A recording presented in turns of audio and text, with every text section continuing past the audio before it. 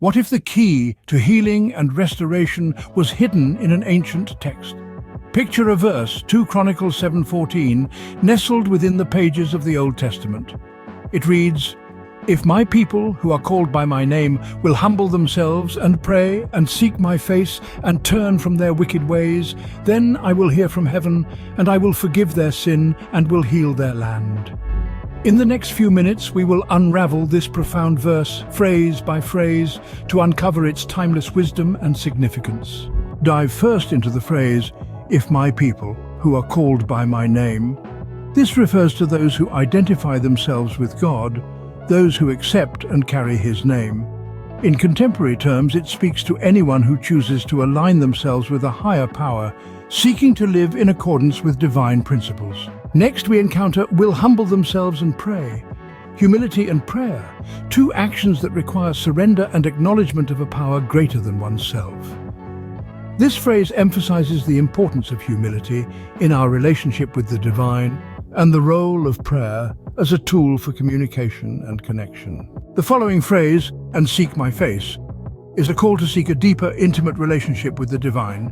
It urges us to strive for more than just a casual acquaintance, but rather a personal, heartfelt connection.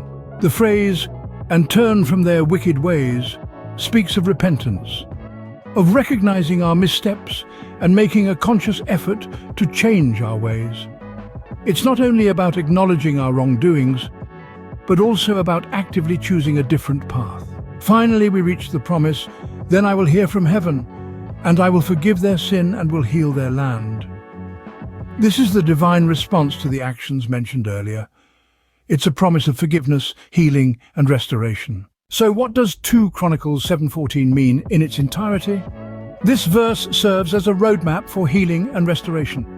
It begins with a call to identify with the divine, to humble oneself and pray, to seek a deeper relationship, and to turn away from wrongdoing. In response to these actions, the divine promise is to listen, forgive, and heal. In conclusion, 2 Chronicles 7:14 is a timeless verse that speaks to any individual seeking healing and restoration. It's a call to humility, prayer, seeking divine connection and repentance. The promise that follows these actions is divine forgiveness, healing, and restoration. Regardless of your religious or spiritual beliefs, the wisdom and guidance encapsulated in this verse can be universally applied. It serves as a reminder that change, healing, and restoration begin with humility, prayer, seeking a deeper connection, and a commitment to change.